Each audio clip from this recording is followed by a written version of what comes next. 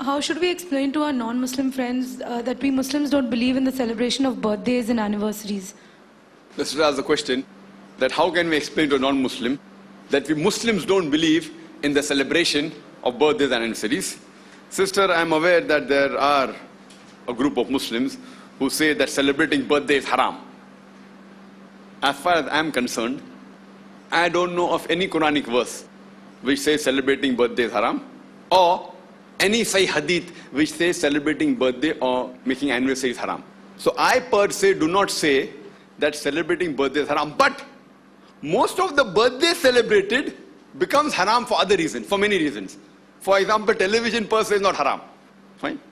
Cable TV per se is not haram, but because more than 95% or 99% what comes on the satellite channel, cable TV is haram, therefore we say that it is better to avoid it. So watching television per se is not haram. But if you are very restrictive and see to it that you utilize in the right way, it can be halal. But as far as the general rule is concerned, most of the birthdays as a festival which is made is haram. For example, birthday of whether it be Buddha, birthday of Shri Krishna, because this leads to idol worship. So celebrating birthdays, whether it be of their so-called gods or whether it be of messenger, the reason you tell them that we have to worship only Almighty God. And does God have a birthday? If God has a birthday, that means God has an origin, He was created. That itself is sufficient. So if you are celebrating a birthday to revere that particular person, it leads to idol worship. The only one that you should worship in this world is Allah subhanahu wa ta'ala. So that's the reason we say that making birthdays of personalities to commemorate them indirectly or directly leads to idol worship. It may be directly, like celebrating the birthday of Jesus Christ, peace be upon him. We love Jesus Christ, peace be upon him. We respect him. But the moment you start celebrating, you start making a god out of him. It leads to idol worship, hero worship, which leads to shirk, which is the biggest sin in Islam. That is the reason celebrating birthdays of any personality to commemorate becomes haram. Clear cut. So if you ask me, celebrating birthday of any prophet or any personality to commemorate is haram, which I agree. Because there is a thumb rule in Islam. According to Ibn Taymiyyah, he has derived from the Sahih Hadith, that in things dealing with worship, ibadah, what is mentioned in the Quran and Sahih Hadith should be followed. What is not mentioned is haram. What is mentioned is halal. For example, how to offer salah. It is mentioned that do Rafatain, read Surah Fatiha, and then you say, okay, I will read something else. I will not read Surah Fatiha. I will narrate a hadith in my salah. Then I say, but why read hadith? No, but no hadith says that you should not narrate hadith. So in terms of worship, what is mentioned is halal or fard, depending upon the category. But what is not mentioned is haram. Tomorrow you cannot say, I want to offer salah by standing on one leg. Fine? But if I say, you can't offer salah on one leg. You say, why show me a hadith which says that you cannot stand on one leg? Show me a Quranic verse which says you cannot stand on one leg. See, what is mentioned is allowed as far as worship ibadah is concerned. But in ma'amalat, in the other aspects besides worship includes salah, ibadah, zakat, everything. In terms of business and the other worldly things, not relating directly to worship, what is mentioned as haram is haram. What is not mentioned is halal. Fine? What is mentioned as haram in the Quran and the Sahih Hadith is haram. What is not mentioned may either be in the makruh category, mubah category, mustahab or fard, or coming into the halal category. For example, Quran says having pork is haram, having alcohol is haram. The foods which are mentioned as haram in the Quran and Sahih Hadith are haram. Anything else is halal. Simple. Mango is not mentioned in the Quran that you can eat mango. Is it mentioned? No. Is it mentioned in the Sahih Hadith? Oh, it's not mentioned, that means haram. No. It's not mentioned means mubah, optional. Halal. In the halal, it may either be mubah, mubah means optional. It can be mustab, means encourage. It can be fard. If it's not mentioned as fard, so it can't be fard.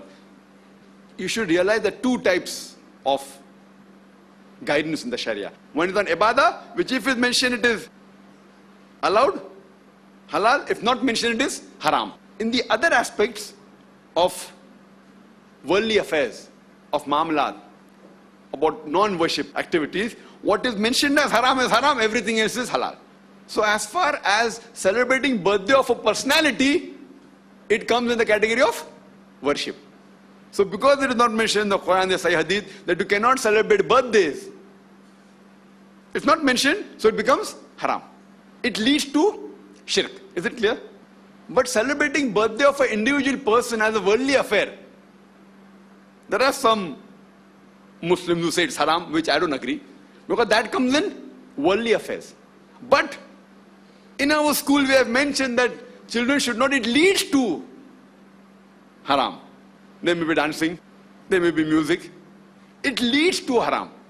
But as a general fatwa, you cannot say celebrating birthday of your son or your daughter is haram, but you can say it is makruh. Or best is to avoid. If you don't do it, it's the best. So why? Because when your birthday you may have music, you may have various other things. Because there's no hadith which says do not celebrate the birthday of your son. Now celebrating the birthday of your son does not come in the worship, ibadah aspect. Is it clear? But yet, in our school, for example, wearing cap is not fard, but in our IRF, every staff should wear a cap. Mustahab. So it is fard according to IRF rules. So therefore celebrating birthday is haram according to IIS rule. Everything haram in IIS rule may not be haram in the Sharia. And everything fard in IIS rules, Islamic International School rules, may not be fard in Islam. For example, our children, they have to wear a particular dress, the same color, grayish blue or bluish grey. It is fard according to IIS rules. But outside, it's not fard in Islam. So you should realize, but we cannot make a haram thing fard. We can make a mustahab thing fard. We can make a mubah thing which is fard. We can make a fard. So it's very clear cut. And there was a non-Muslim who was a revert.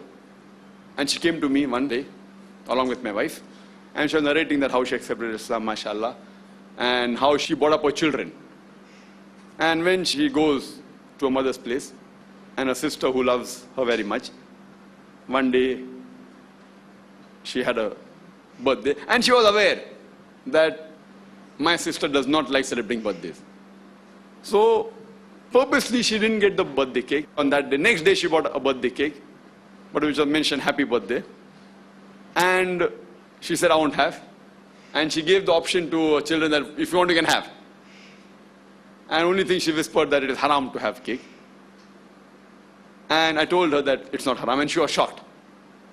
See, seeing this situation, she's a non-Muslim. She wants to present the right picture to a sister who's a Hindu. At this point, I told her it would have been preferable that she would have had the cake.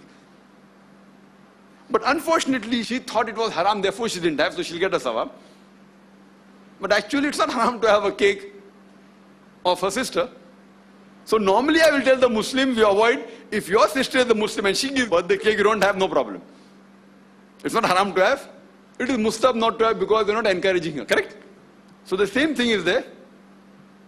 So if your sister who is a Muslim gets a birthday cake for you, you don't have it. It's good, it's mustahab. But here it's a revert who goes to a non-Muslim sister. And now having a cake is such a small issue.